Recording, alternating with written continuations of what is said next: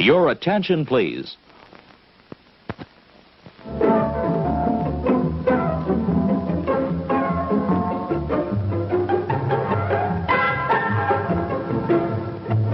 And now, on with the show. Live from Paradise Studios in New York, Strong Island Television presents Under the Radar, starring Randy Unger. Brought to you by Magnitude Jewelry. Add a 2 to match your attitude.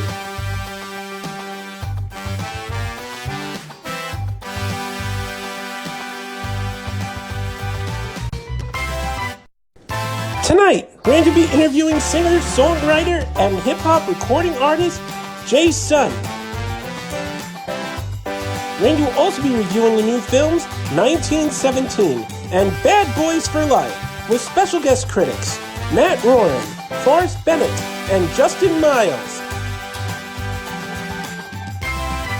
And now, here's your host, Randy Unger. Hey guys, I'm Randy Unger, and this is another edition of Under the Radar, where we talk all things film. And right now on Skype, I have hip-hop recording artist, singer-songwriter, Mr. Sunn. Sunn, how's it going? How's it going out there, you guys? Good, good. How are you today? I'm doing good, man. I'm just enjoying the weather. I'm just Cali weather, and just making it do what it do, you know? What's the temperature like in California right now? I'm just very curious. Maybe about 68. Oh, God. Well, you know, it's not that bad here in New York. I think it's about 40, so it's actually kind of comfortable today, so not too bad. Okay. I can deal with that. Yeah. So, Sunn, you're a hip-hop artist, you're a singer-songwriter, you're also an actor, and you're also a model, too, right? I did modeling for a while. I stopped that. I started off doing that, but I stopped doing that. Okay. For a while, and I'm just basically focused on now on music and acting as well. What's it like wearing so many hats? I'm curious. I love the fact that I have those trades and those skills under me. It is press for crunch time. You are a lot asks from you, but who wouldn't want to be in those shoes? I look at it as I'd rather do more than do less. You know? Yeah. No, that's a great attitude, for sure. Mm-hmm. So right now you're focusing on your music career, and I know you have a new track. It's a hip hop track, Up and At It. It's the hip hop track. It's called we got something new called Pop App. It's like a popish rap type thing, but we got some singing melodies on there. So it's called Up and At It. It's basically about just getting up, getting to it. It's if you in school, if you're on radio, if you're in film, it's about having that positive attitude and just getting up and getting to it. So I called it Up and At It. Whatever you do, get up and get at it and attack it. That's what it is. It's just attacking something in a positive way. So it's like a motivational message to your viewers and to your audience.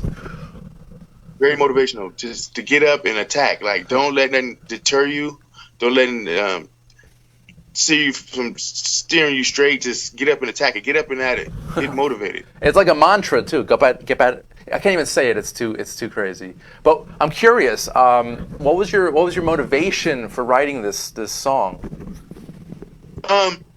You know, some of the darkest times of your life, or some of the times where you feel like you don't have that go-to, or you're not like in an uplifting spirit. You have to find a way, whether it's you going to the gym, whether it's you doing something that deters you or make your mind focus. You know, I said, hey, let me write a song, something that I can get back to the world, to where the whole world can listen to this and feel like they can do it, they can achieve it. You know, That's awesome. So how would you compare this to your other tracks? Like, do you have like a is there a theme to all your music? Well, I put my songs on a situation I'm going through, something the way I feel. Okay. Ups, downs, sads, you know, whatever situation can be. Mine is strictly off feeling the emotion. Okay, cool. And I'm curious, what in your mind, because you've done a lot, you're a performer. What makes a good performer in your mind, in your opinion? What makes a good performer? For me, number one is engage with the crowd. You need to engage with the crowd. The crowd needs to to feel it. The crowd need to have the emotion, the passion that you have. They need to feel it because that's who we're doing it for. Right. We're actually trying to give them something to remember you by, you know. And it's that voice, it's that drive that you have. You want to give that feeling to them. Okay, that's cool. And what do you hope audiences take away from your art, from your work? Well, what I'm really hoping, the impact that I'm hoping is just that I want them to show that they can do it. Like mine's really proven that anybody can do it if they put their mind to it and just go out there. Perseverance is everything. Yeah, that's awesome. So you're obviously very, very driven, very motivated yourself. Who are some artists that have inspired you? I like Chris Brown. I like Michael Jackson. Okay. I like Lil Wayne. These are some of the artists that I like. Like I like, of course, Chris Brown, entertainment. Michael Jackson, he's just a musical genius. Lil Wayne, I love his metaphors and punchlines. Jay-Z, I love his style and deliverance. His cadence, like those type of artists. Yeah, that's cool. And so, did you start off your career modeling? Was that your first job? Yes, I started off modeling for like little catalogs. A suit line. I model. I even modeled for like a coupling line. I did a lot. A shoe line called Velato Luxury Kicks. They're a big Japanese shoe line. They had numerous celebrities that they sponsored as well, but there was a pretty big, well-known company in LA, and they throughout the world. Actually, they're universal. Cool. How did you get into modeling? I'm curious. I met them actually at an event where I did a performance. Okay. And they spotted me. I had like just a unique look that they said, you look very different. We actually have a clothing line. We would love to have you just try on some of the clothes and see what you think about them. And they gave me an opportunity from that. Actually, just the right place at the right time. That's definitely the right place at the right time. That's awesome. And now, did that segue into your film career? It segued into my film career, yes. I actually met with a guy named Ryan T. Shout out to Ryan T. EMG Music. He took a chance, believed in me. He had me doing like I think I had like a student film where I had spoken there. He's like, oh man, you got some little skill. Then I went to like a B-list film with Damon Chapa. For those who don't know Damon Chapa played in like Blood In, Blood Out. He produced a lot of different things, but he gave me a speaking role too in a film. Right. And I gravitated to acting. It's like awesome. I love that challenge too as well. Nice. But so you said you like to focus on one thing at a time. Is it just music right now, or are you going to do the film stuff too on the side, or how is that going to work? Right now, because music has hit me in a different way, and it's the layout is coming so fast. I have to focus on that right now. It's taking up a lot of time actually, and really? Not only is it taking up time, but in a good way. So I have to accomplish one and go to the next. You know? Yeah. So what are you just working on Up and At It now, or is there other stuff that you can talk about? Well, right now I'm doing Up and At It. I have a Grammys event I have to be at on Thursday. Nice. I have a couple more shows. I got a show on the 30th. At a big marijuana sesh. It's like one of the biggest ones that we have here in LA. Huh. Then I have one of the biggest. He's one of the biggest Hollywood photographers here, like celebrity photographers. He has a birthday party on February 8th. I have a big show for that. I have a lot of things I'm actually working on. Nice. I'm possibly doing a song with Kid Capri's daughter, and Kid Capri's going to produce a track. Okay. Nice. And I'm just curious, how do you manage your time? Because you seem like you're doing everything right now. You know what I do? I just get up and go hard until I run out of breath. No, I'm just playing. I actually have like a schedule and just try to just execute everything on my schedule. If it's one thing, I don't go to the next. I just knock everything out, and then, like that's how I get my balance. Because sometimes I used to be all over like scatterbrain. I would do one thing, skip number 2, 3, and go to 5. You know, so I learned to just if I'm not finished with this, I got to finish this before I even get to the next level. You know. And what about free time? What do you like to do for fun, if you have any? Oh man, I like to play NBA 2K. All right. I like watching sports. I like to play basketball myself. I like gymnastics because I did tumbling for a while too. I did like backflips, twists, little acrobatics and stuff. Really? So Huh. I like that stuff as well. All right, cool. Now, before I let you go, is there anything else you want to plug? Anything you want to mention that's coming up? Everybody, I need you guys to get up and at it. It's on all you ringtones. It's on downloads. It's on Spotify, Apple, iTunes, all your biggest outlets. Just check it out. It's a really good song. It's for you guys to get up and at it, get motivated. Everybody. Yeah, I heard it on YouTube today. Actually, it was really really good. It was inspirational and fun, and yeah, it was very uplifting. So congrats on that. Thank you, buddy. So Jason, I want to thank you so much for your time today, and I hope to see you maybe in the studio in New York sometime. Hey, give me that invite. We'll be there. All right. First plane on our way there. All right, cool. Well, best of luck with everything, Jason, and we'll talk to you soon. Okay, appreciate you. Thank you. All right, thank you. Bye. Okay, guys, we're going to take a short commercial break, but we'll be back with our film review segment right after this. Under the Radar is brought to you by Magnitude Jewelry. Add a 2 to match your attitude. Patent pending interchange genuine gemstone and crystal EMF protection jewelry. For more information, please visit magnitudejewelry.com/gemgirl or call 718-268-6634.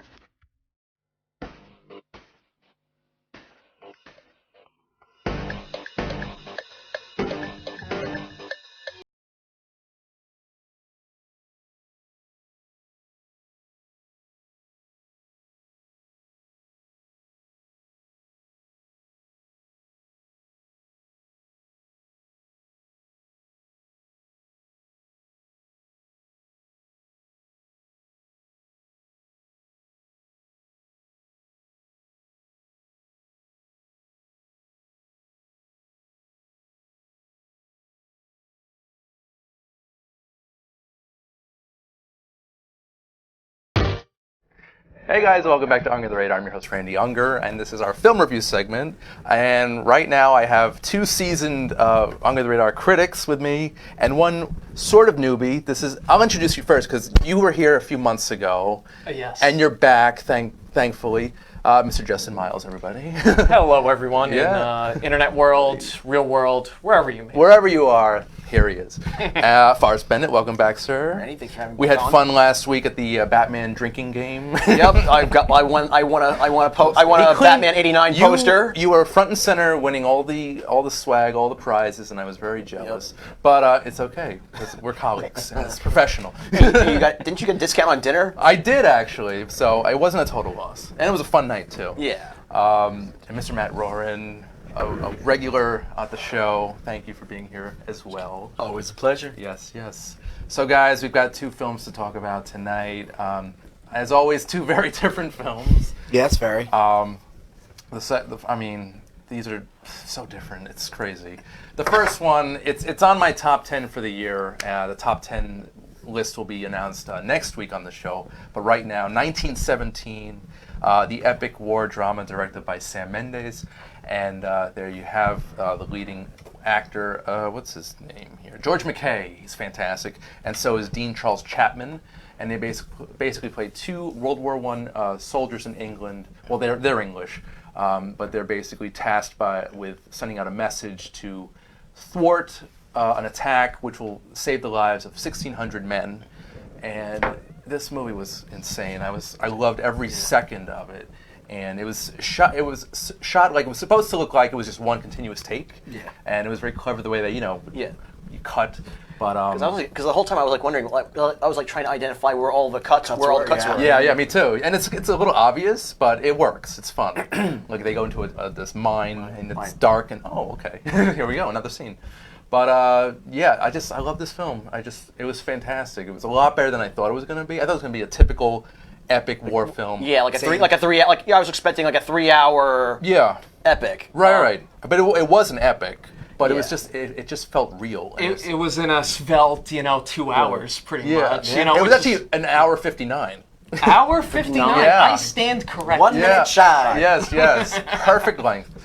But Justin, what did you think of 1917? Okay, well, so definitely 1917. It's a fantastic film. Like it's really great, and like no doubt about it. And I want to give a special highlight to I think towards like the middle of the film.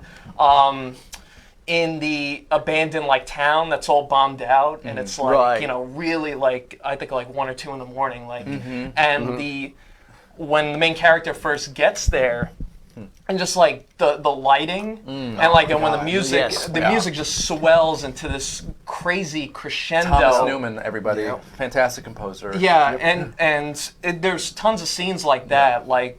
And classic Sam Mendes with like a lot of like uninterrupted shots, but like throughout all, atmospheric. So throughout all of it, it was really beautiful. That lighting was crazy. So it was like fires burning in the back. It was like it wasn't moonlight. It wasn't like an explosion. No, it was just like dreamlike. I consider it like a mix of almost like what's happening like in the situation, but also you have like the internal like personal visions of what he's seeing, like all these clashing senses and like the fog of war and everything like that. This is an experience. This movie's an experience. I mean, it's kind of cliche to say, but it's true. It really is true. You know, Matt, what did you think? I loved it. I went in like kind of like, all right, it's gonna be your typical war movie. Yeah. And I would say normally World War I movies always bore me. Yeah. Like no matter how good I feel like we haven't had too many World War I movies. I can't even think of another World War. Yeah, there haven't been any like epic ones. I mean, World War II. I mean, typically World War II, Vietnam. We're seeing Iraq. Even Korea got one with MASH, but but World War I, you just don't. Yeah, it's like you see them, but they're usually like they're okay. They're not done. And this one, I just like it was so intense. Yeah.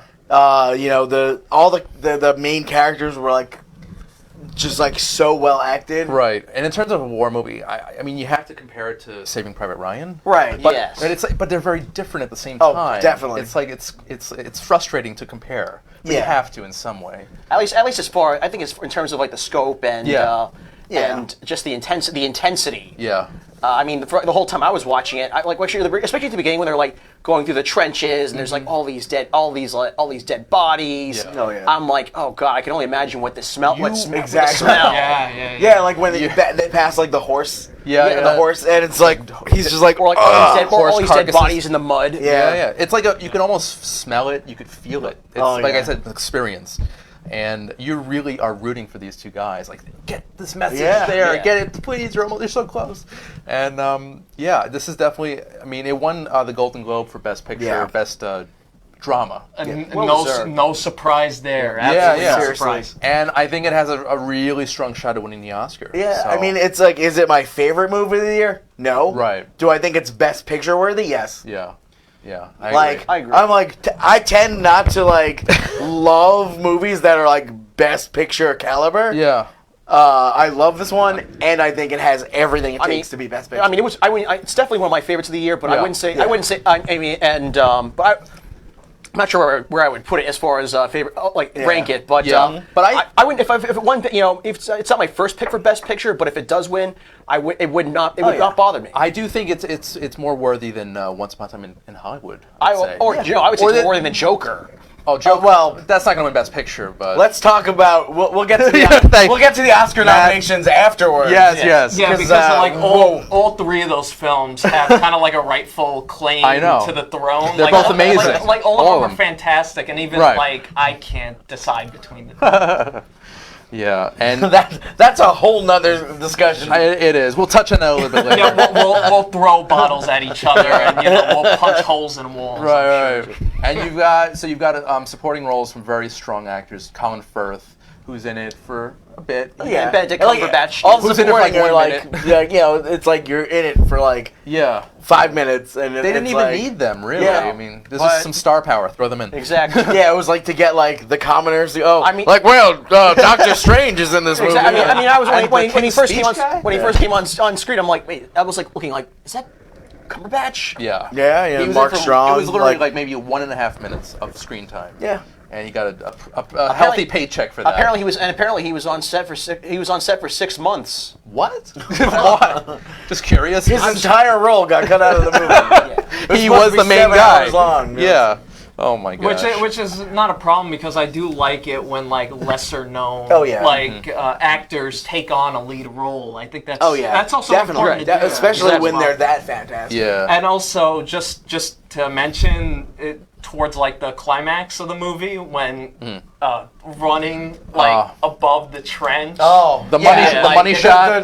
The trailer. That's gonna be one for the age. The explosions in the background. That's gonna be one. That's gonna be like a scene that's gonna be like I feel like it's gonna be eventually. It's gonna be the one be played out to the point of parody. Eventually. You think it's gonna be like an Oscar montage? It's like 20 years from now. Yes. Yeah. Okay. That scene is just incredible. Like it has that, but it's also it's a beautiful scene. Oh yeah. But right away when I saw that, I was like, that's definitely a classic. That's a classic scene. This whole movie is just one beautiful scene. It really is. It's just I love this movie so much, and I was enjoying it while I was seeing it. I wanted to just absorb everything, drink it all in, and I actually wanted to see it again, like right now. But, but the actors, George McKay, who plays the lead here, he's been in a few things, indie stuff. Matt, you're more of an indie connoisseur. Yeah. Are you a fan of his previous work? Yeah, I like Captain Fantastic was one of my favorite movies from that year. That's with Viggo Mortensen, right? Viggo Mortensen. Yeah. His role in it, it's a decent sized role, but it's like you don't really get to see him like shine. Like it's great to see him in a role like this. Right. I know him from other things, but I could not remember. I couldn't place what it was. This movie from 2014, Bypass. It's a thriller, and it's kind of by the numbers. He's in it, super young, but I remember him being very, very memorable in that, very intense, but vulnerable at the same time, which is what you have in this movie. Yeah. So that's great. You've got his partner in crime in this journey, and his name. Dean Charles Chapman, also great. Yeah. These, I believe they're both British. Yes. And that doesn't really matter, but they're fantastic actors. Well, they are playing British soldiers. Right. So it works. Even though Joseph Mazzello from Jurassic Park, he was a Brit in Bohemian Rhapsody. So he's American. Yeah. So that's a side note. Well, I mean, you'll see it a lot on TV where it's always like. Say Battlestar Galactica. Okay. The guy who plays Gaius Baltar is not really British, whereas, it's like the main character is a British guy playing American. Okay. So they're like switching it up. And it's like, how do they do those scenes where their scenes are together? And you're like, it's like you're fucking up my country's accent. Entirely. Like good actors are good actors. Exactly. Exactly. Like, those that go a cut above, you could sense it, you could feel it. It's there. Well, and like someone like James Marsters, Spike from Buffy the Vampire Slayer. I actually worked on a film shoot with him years ago. Amazing. Like years after Buffy, when I found out he was actually not British, my mind was blown. Wow. Okay, I didn't know that. I was like, what? Like he's like the only person in the cast who's not British, and he did it so well on that show. He's very good. He's very convincing. Okay. So I guess to go back to 1917. Yes.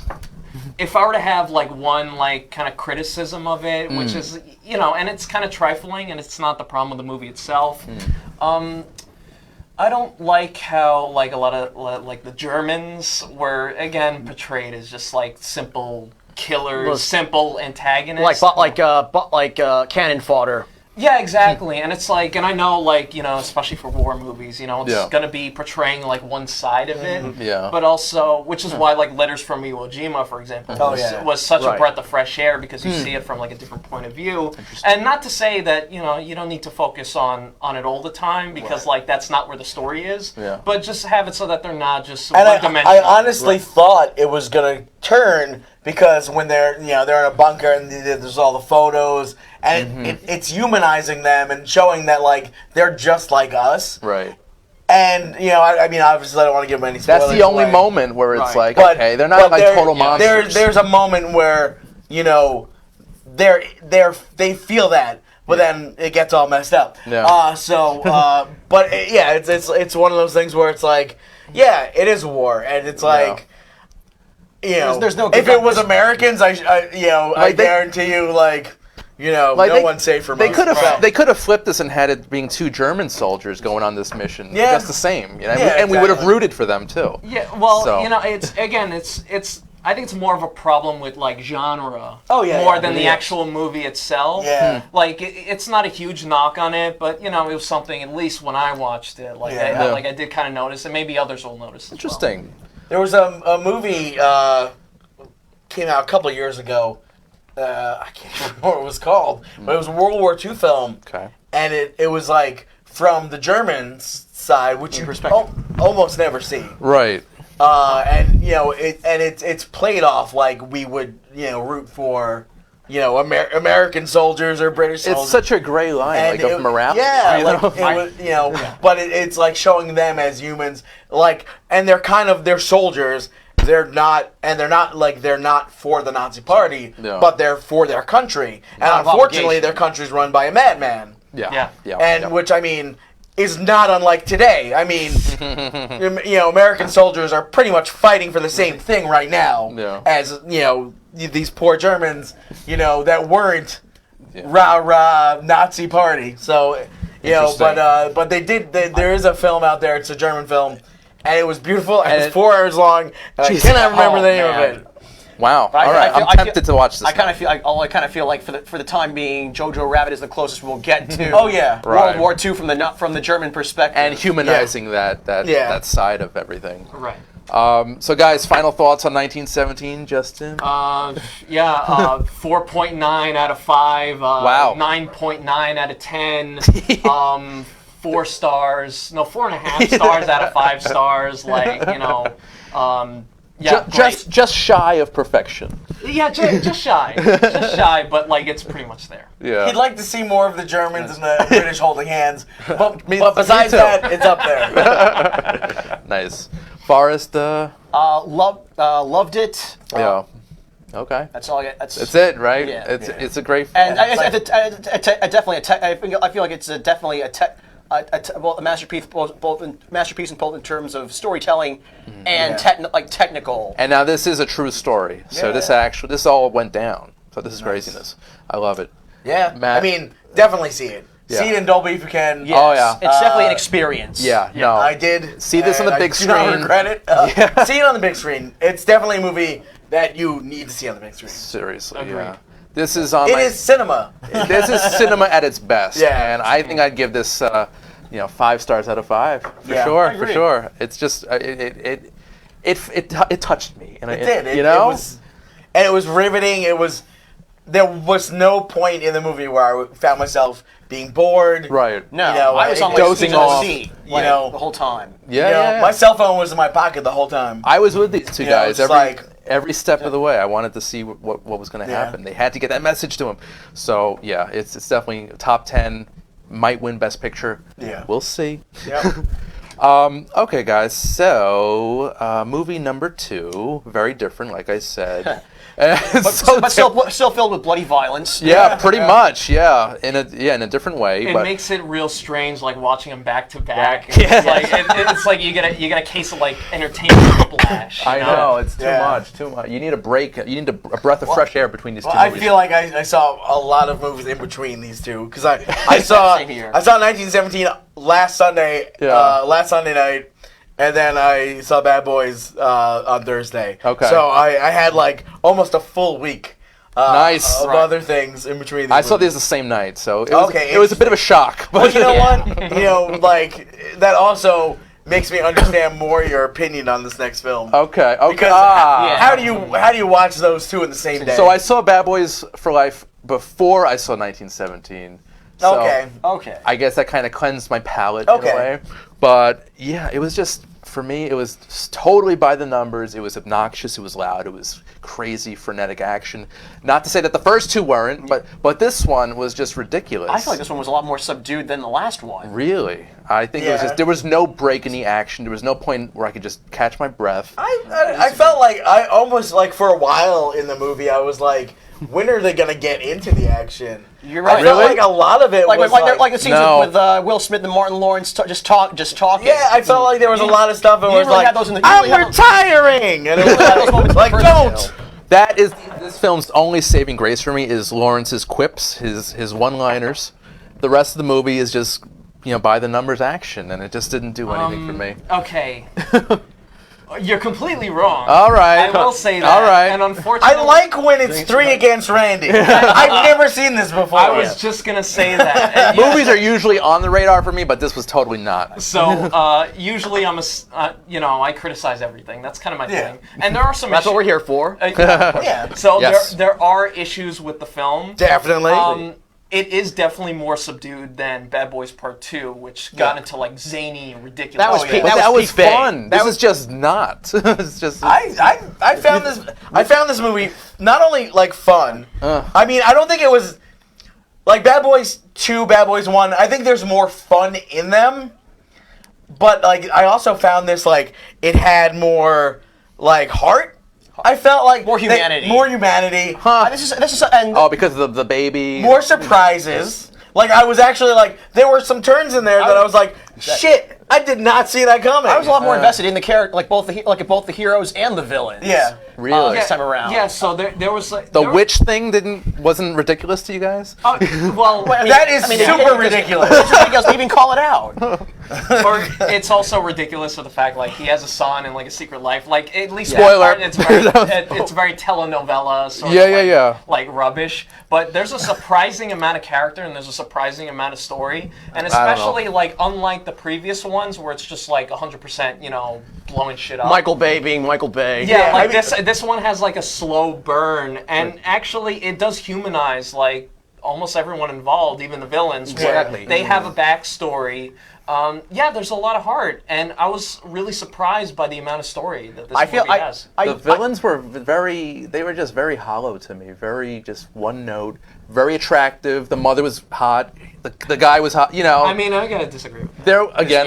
Yes. Okay. I kind of feel like Bad Boys and Ammo could be the premise of a Saturday morning cartoon. Oh, yeah, totally. Ammo. I could see that. That might be better than this. It felt like they're like we're gonna spin this off into a child's cartoon. I could see this as a live action series. Tune in Saturday morning for Ammo and the Bad Boys. Yeah, and so the first two were directed by Michael Bay. He's a master at action, except the second. To me, he's a little too self-indulgent. The with second action. and third Transformers films were just not great at all. I feel like between this movie and Bumblebee, Michael Bay has like some sort of reverse curse effect where whoever takes over like when he steps down as a director, whoever takes over for him tends to like they tighten up and subdue the action. The characters are a little more tend to get a little more. They try out. to mimic his style. Well, I mean that's and they like fall George flat. Lucas too. Look at like Empire compared to Oh my Star God! Wars. But that's even better than A New Hope. Oh yeah, It's yeah, like- yeah. Because George Lucas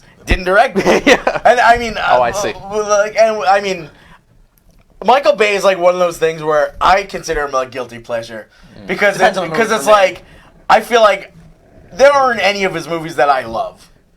There are movies that I'll watch and I'll be like, all right, that's like a fun romp. I mean, like stuff like The Rock, like Rock's I love The Rock. it's like that's like a movie that I will say I love. Because that was like his after Bad Boys. That was his second one. His second Yeah. feature. Yeah. But like a lot of his movies, like they just don't like really. This do just it seems for like me. like a Pain and Gain a couple years ago with The Rock and Mark Wahlberg. I didn't see it. that. Didn't see Yeah. that one. No, I don't think anybody No. did. This Did you? one, I did see Oh, it. God. All right. And it's not great. Yeah. I didn't like it that much, but like there's no comparison. Like Okay. Bad Boys for Life is like an infinitely better film. Okay. I would put it. Yeah, I probably put it maybe second to the first. Yeah. Oh, well, the first. Well, going back and watching the first one, I actually went back and watched the first two on Netflix last week. Okay. The first one, it's pretty good. I would say it's a solid debut film. It's It fun. It works. It's enjoyable. It's got a Although great it's- score I too mean, by Mark yeah. Mancina. Yeah, it's a fun film. Although I'd say compared to Lethal Weapon or Rush Hour, it's kind of average. It's kind of average compared to Buddy those. cop. Lethal movies, Weapon, yeah. at least. I mean, Rush Hour. It's another one. It's a fun movie. I feel like Lethal Weapon is definitely a league ahead of both those. It's the Godfather of buddy Yeah. cop. Well, that's the movies. one that's pretty much started it all. Yeah. That style. That I don't know. Like there were just things about this film that I just. I'll tell you though. I will. For really? I thought the story was lame. I thought the acting was okay. I mean, you got Will Smith being Will Smith. Like, yeah, again, I would watch him. I would watch a movie that was just Will Smith for an hour and a half at a fast food restaurant, trying to decide what he was going to do. Like literally, Like it's a- called I Am Legend. yeah, Yeah, exactly. That movie is literally just. That's a great one. It's him like, I'll have. What's a fisherman jig? It's like, okay. Or he could And be you the gotta have manager of a dramatic Wendy's. music you have to have intense music playing in the Yeah, oh, background, yeah. like the clock's ticking. Now let's talk about. Sorry. I will say. Also, I'm going to say one minor complaint. Yeah. I'll say this right. I wish the movie could have used a little. For me, it could have used a little more Vanessa Hudgens. I was about to say Yeah, the supporting cast. Yeah, celebrity crush. So. Yeah, She's- she no, was she's gorgeous. underused in the film. I'll give you that. I would have wanted more Joe Pantoliano. Joe Yeah. Pantoliano. Joey Pants. Although I'm Joey surprised, Pants. although considering that this was 25 years after the first movie, I'm surprised all these guys are still had their jobs. Yeah. You'd think they'd be retired by now. That's some good job security. All right. I actually had no problem with that. I think, especially in service of the story, like they actually had a little bit of guts, and they knocked out some, I would say, pretty well-loved supporting characters. Yeah. Well, I shouldn't say well-loved. I was not seeing that coming. That's good continuity, though. 25 years later, to have Joey Pants Yeah. back as the captain. And and I guess like a slight criticism is just like Ammo is every single stereotype, like SWAT. Young Guns. So you got like Vasquez pretty much, and you've got Tiny Tim who's giant but doesn't want to hurt anything. You got a Hudson, you've got a Hicks. Yeah, pretty Aliens much. reference, guys. Yeah, that's where. Okay, good. I was just checking. So yeah, it wasn't anything special. Although I all was of say, them, who's Burke though? all of them are likable though. That's a good point. Starting the action career of that guy from all the romantic comedies. Yeah. What's his? I don't know. They're just That young guy and who's good-looking. just like in every romantic comedy is like, oh, we just bumped into each other. Now I'm gonna stalk you until you date me. Like it's been in every romantic comedy. Now it's like he's doing this. He's gonna be in The Gentleman. Yeah. I'm like, oh, okay. He's Henry yeah, Golding. Henry Yeah. Golding. He's okay. He's okay. It's like, I can take him or leave Yeah. him. But it was like I saw him when he showed up. I'm like, really? This guy? Like, why is this guy here? This is not a movie for acting. This is a movie just For a testosterone rush. This is like I want to see stuff blow up. And pyrotechnics galore. This is just a special effects spectacle. And it's fine. It's good. If you like fire and helicopters and blowing up and a piece of glass falling into a guy's neck and make you go, great. whoa! It's great. And thankfully, very little shaky cam. It was actually choreographed really well. Yeah. And again, I'll give you the surprised. fight sequences, but I don't know. What'd you think of the score? It was like non-existent. It was like a weird score. Sorry, Lauren Balfe. I know you're a student of Hans Zimmer and all, but this score just didn't do it for me. There were moments where it sneaks up on you, and it's a weird thriller, I feel like it was a score for the wrong movie. Well, they did it. They did include the theme from the first film from Mark Mancina, so that was a nice touch. Although I'm surprised the actual song itself didn't show up in this one. Yeah. Oh, the Bad Boys song. Yeah. Well, they sang it in it. They sang it, but they didn't play the original track. Right. That would have been the good final credits song, but The score was non-existent. Right.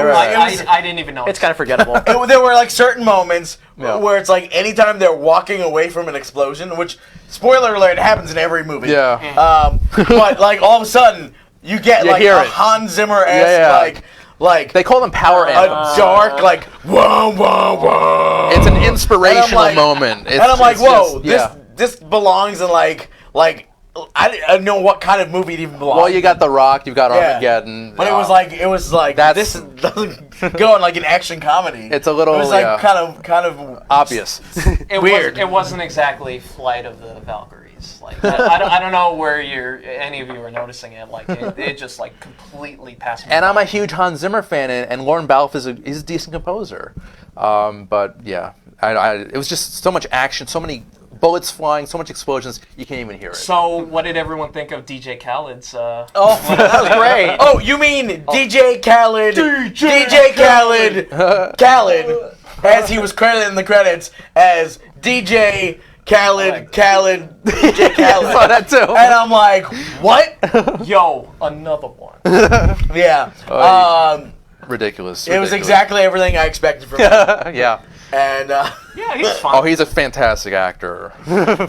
I'm just looking at your Sarcasm, notes. I mean. Your notes. Yes. There was a moment in. There's a moment where like they shoot a car and it blows off of a thing and like, and I just went Bruckheimer. Yep. Because it was like the most Bruckheimer moment I've ever seen in my life. I would say the most, I know what you're talking or at about. least or at least for a Bay-free Bad Boys movie, that's the most Bay moment in the I film. know exactly. I was just like, oh, that's what makes this a Bruckheimer film. Well, Bay Bruckheimer. There were some weird angles, like trying Yeah. to emulate, Michael Bay's just like, oh, we're going to twist it. Yeah, I noticed that Like sideways Tony Hawk, shot. Yeah, that was a little weird. All right, guys. So, final thoughts. See it, skip it. I See think it. it's pretty much obvious for you guys. I mean, I would say if you want to see a stupid, fun movie, see it. I mean, I'm not gonna say like, don't go see 1917. Go see this instead.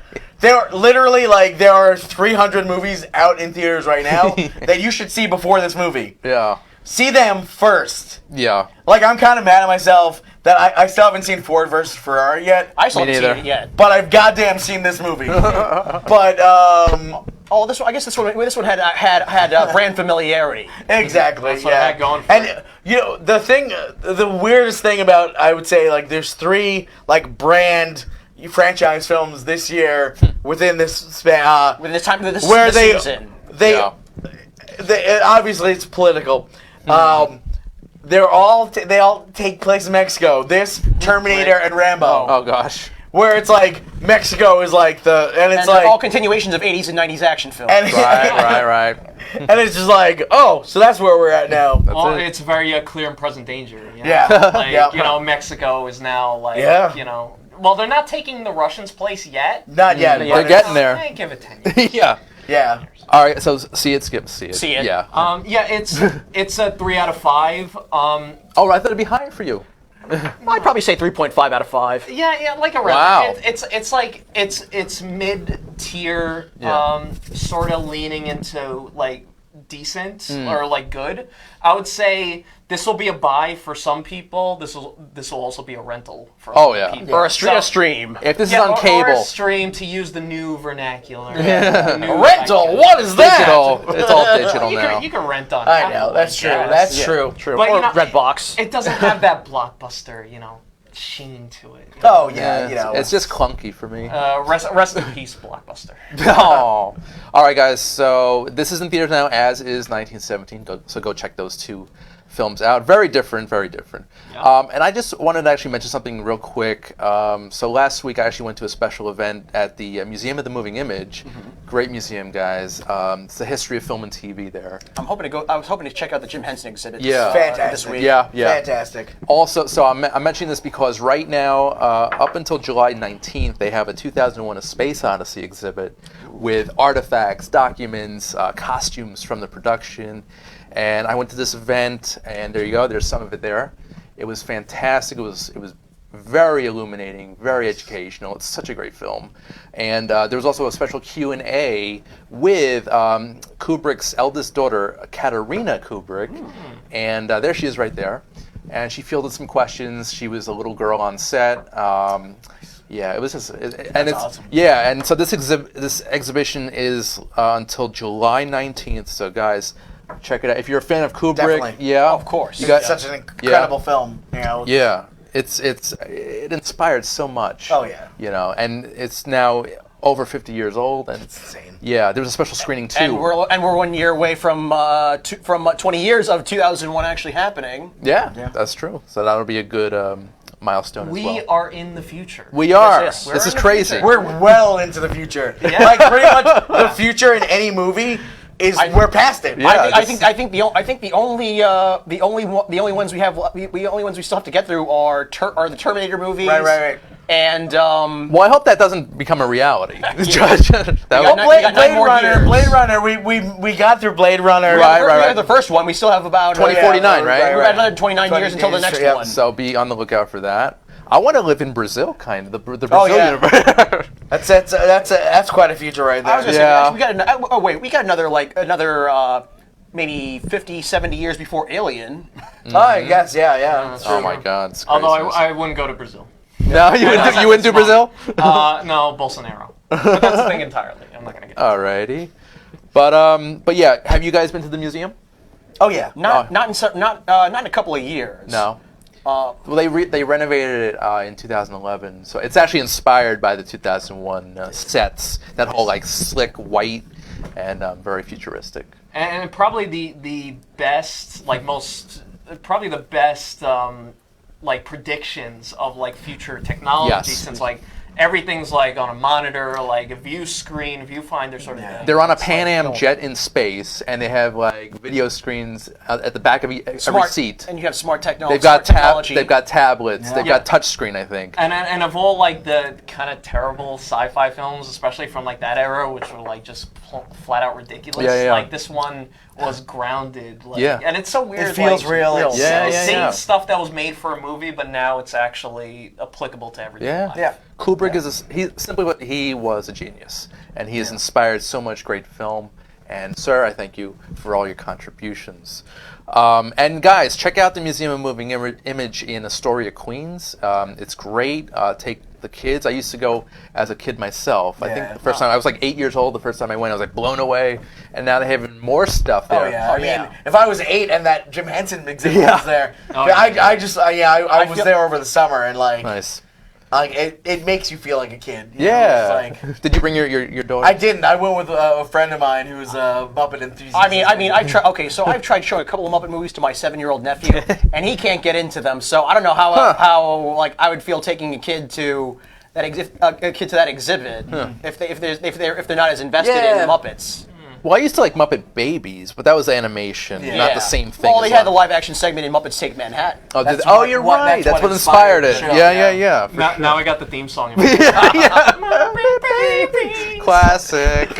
Oh my god. Are you even old enough for that? Because that was like mid '80s. Mid-80s through early 90s. Reruns. We got DVDs. Nickelodeon did rerun it for like a decade. Everything And it's back, baby. everything goes to syndication. That's a good Fine. point. Like there's always ways. I would say Nickelodeon show reruns for about a decade. Don't they have a new version of it too? Yeah, it just started a couple years I ago. caught a few seconds of it. It was just kind of odd. It didn't- Yeah, I haven't watched it. But I heard that it doesn't have like you don't expect to see stock footage from old movies or Star Wars. Raiders and that was Yeah. good stuff. I mean, that's some of the best stuff from that show. Was that The live action. Open the closet and like a train comes out. Like, you're like, oh, there's like it can't. Or like they're riding on a tricycle and then all of a sudden they're in an X-wing battle. Yeah, exactly. Right. So good. So inventive. That's like Beavis and Butthead without the music video. exactly. You're missing like half of the appeal. Of Or Family Guy without the cutaway gags. Was Lucas involved? That wouldn't even exist. There would be no show. I'm assuming Lucas was heavily involved with Muppet Babies. Then he was like an executive producer, maybe. Or- I'm not sure, but I know I think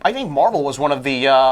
Because Marvel did the Star Comics, which put out the Muppet Babies comic books. Okay. So they were owned by Marvel. Or produced by Marvel. Star Wars also was on Marvel at the time too. Right.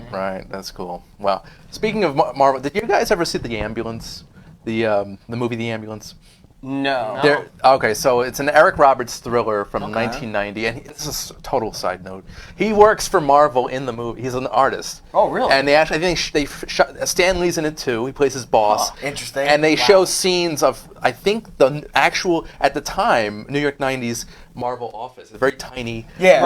With 8 desks, like artist desks. And Back when the artists actually had to be at the corporate headquarters, now they just work from wherever. Yeah. Right, that's true. But yeah, I just thought of that, and it's a really cool movie. It's from Jeffrey Cohen, who did a bunch of B movies from the 70s, 80s into the 90s. It's called the Ambulance, guys. It's totally random, but yeah, check that out. Okay, guys, so we got about 5 minutes left, and I just want to go around and do plugs. Is there anything that's happening you want to talk about? Justin, anything you want to mention? So I'm off of social media. Really? Thank God. Completely. Good for you. I know. Shower me with praise. That's discipline. But I do have one thing. And that's my website, reachformiles.com. My most recent blog post, and I write about like different things from movies to video games to politics to weird life philosophy stuff. It's like a mishmash. I curse a lot, so be forewarned. So my most recent blog post that I wrote is basically a review of Star Wars: Rise of Skywalker. And it's colorful. It's entertaining. Can we get a taste of that? Like a sentence of your review? There's only so many F-bombs. Oh, okay, gotcha. Like it's that kind Are of there thing. more in Uncut Gems than in your blog about So good. But yeah, reachformiles.com. Check it out if you feel inclined. Nice. Forrest? I got a dentist appointment tomorrow morning, and then I was gonna go. And then I was gonna go afterward. I was gonna go get around to watching Little Women. We'll see you at the dentist. Yeah, that's awesome. Little Women. Okay. Little Women, I saw it. What? Yeah, you did. Yep. I saw. Yeah. It's nominated. Yeah, Best Picture, but I heard Best Picture. Wow. She didn't get. She didn't get Greta director. Gerwig got snubbed. She got snubbed for best director. Was Streep nominated for the 80th time? I think she got. I know Florence Pugh. Okay. got Oh, she was nominated. so good in the Fighting with My Family. Yeah, yeah. Oh my God. Saoirse Ronan. Yep. I mean, she's always great. Yeah. Doesn't she has like 2, or she has at least 1, Yeah. and she's not even 30 yet, and she's got like a bunch of nominations. Oh yeah. I mean, She's great. No. every movie she does is like an Oscar caliber film. Yeah. She knows how to pick She's them. fantastic. I love her. Matt, anything coming up? I mean, as usual, Saturday nights at Cinema Arts Center, Cult Cafe. Saturday nights 10 o'clock, Cult Films. This weekend we got In the Mouth of Madness. Which, I'll be there for that. James Carpenter. I'm thinking of going. We all know fellow critic Thomas Puglisi Thomas wants you to know that it's his birthday. Right. So Check it out. Come celebrate Thomas's birthday With a In the little Mouth of Madness. crazy Sam Neill action. And watch one of John Carpenter's an overlooked masterpiece. It's Scared the hell out of me. one when of I was those a movies kid. I consider like the last great Carpenter. Oh, I film. agree. Oh, interesting. It's like Although- it's like Yeah. Although I would say Escape from L.A. is a guilty pleasure. It's a film I enjoy. don't know. I don't like it though. Yeah. I owned it on Laserdisc back when that was a thing because I had a Laserdisc. No, player. it's got great moments. It's a fun movie, that but surfing something's scene. off. Yeah. Right? I was literally just watching Memoirs of Invisible Man I last love night. that movie. Just falling asleep I to do it. love that movie. It's so overlooked. I'll admit I'm not the biggest Chevy Chase fan, so He's great in it though. Yeah. It's like a Hitchcockian I'm a comedy. huge Chase fan, so Yeah. it was a nice surprise, that movie. Yeah, it was refreshing. To see him in a role like that. And I remember being sick when I was a kid, at like 7 years old. My mother brought that VHS home. Oh yeah. And that cheered me right up. That was better than chicken noodle soup. It was great. Justin, are you a big James Carpenter fan? or John Carpenter. John Carpenter. Who's the other Carpenter? James Carpenter. Who's James Carpenter? Probably a gospel singer. I think I know Maybe. someone on my street named Dan Carpenter. Ah, there you go. It's a lot of Carpenters floating around. I'm actually not huge into horror films. Okay. So He goes beyond that, man. Starman. Escape Not from a horror film. Escape from Big New Trouble- York. Big Trouble in Little Not really a China. horror film. Action thriller. It's, I don't have an opinion yet. Okay. Because I haven't seen enough of his stuff. He's my favorite director. You need an he's up there education with mine. in Carpenter, sir. I need a re-education. You need it. You need You it. need to start going to carpentry school. I will pencil it in my agenda. Yes. So, guys, we got 2 minutes left. You know what? Yeah. My buddy Bobby Heckman, he's working on a fan film, Friday the 13th fan film. It's called Victim No More. And he's got a GoFundMe right now. So he's raising money for it. Indiegogo. Oh, Indiegogo. I backed the project. Indiegogo. He's one of my oldest friends. He's huge fan. He's friends with a lot of the final girls from the other movies. So there's going to be appearances from Adrian King. yeah, lots of great people involved with the franchise. Of the Friday the 13th Friday universe. the 13th. Any word if he's going to get Crispin Glover or Corey Feldman in it? Maybe Corey, maybe. Well, yeah, right. I would Reach love out to his I would love to see manager. that. But it's called Victim No More. You can find it on Indiegogo. That's awesome. If you can, give some money. If you're into Friday the 13th, I would say definitely go for it. And speaking of Friday the 13th, I'm in the middle of doing a Friday the 13th movie marathon with CJ Oakland, who's also a great critic. And I wasn't invited? It's at his house, He's been talking about this for the last year and a half. Well, we watched 1 and 2, and then we had to... Oh, you guys started? We started I've been a few weeks- waiting for you guys to actually do it. We 'cause did. We're in the middle you guys of it. have been talking about We it for are a year in and a half. We watched 1 and 2, and then we needed a palate cleanser, as CJ put it. So we watched Misery as the third film. Okay. So interesting palate cleanser. We're probably going to do 2 more for the next couple months. We're going to figure it all out. But I think we're going to stop at Jason X. Actually, we might even go up to the remake. Oh, dude, yeah. I mean, you got to do Freddy versus Jason, too. Yeah. It's fun. You got to do Jason X. Jason X. You don't have to do Jason X. It's pretty bad. Most of them are pretty bad. I can't think of like a good one. But First 2. I was gonna say part 4 I like 7 and 8, honestly. and 6. Yeah. I think 1 and 2 are good. Yeah. Like 4 and 5 are fun. I mean, actually, I would say 4 through 7 are fun. Yes, They're fun. Actually, 3 through 7. Is 4 the final chapter? Honestly, I haven't seen 3. 4 is the not quite final chapter. Right, Yeah. right. But for me, that was the most fun, as well as the most star-studded entry because you had Corey Feldman, Yeah. Crispin Glover, and Lawrence Glover. Monason. And Feldman was in the next 3, right? If I'm not mistaken. He was in the 4th one. He appeared at the beginning of the 5th one, but he couldn't commit to it because of the Goonies. Wasn't he Yeah. in Jason Lives 2 at the very beginning? He like in a flashback, and they used footage from the film. Yeah. and then Jason gets struck by lightning, and then that was Tom Matthews, who was also in Return of the Living Dead. Okay, cool.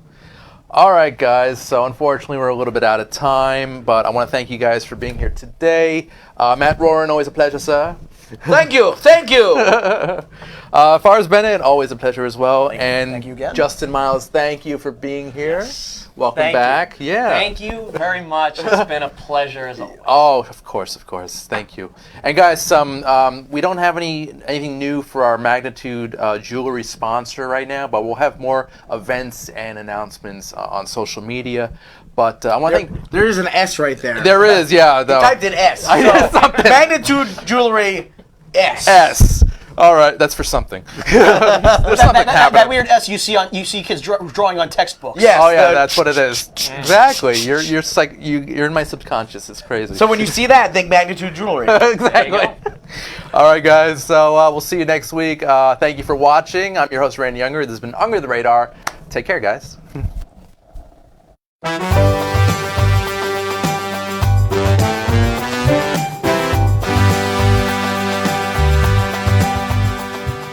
Under the Radar is all new next week with more movie reviews and interviews on Strong Island Radio and Television. Stay tuned. We'll see you next week.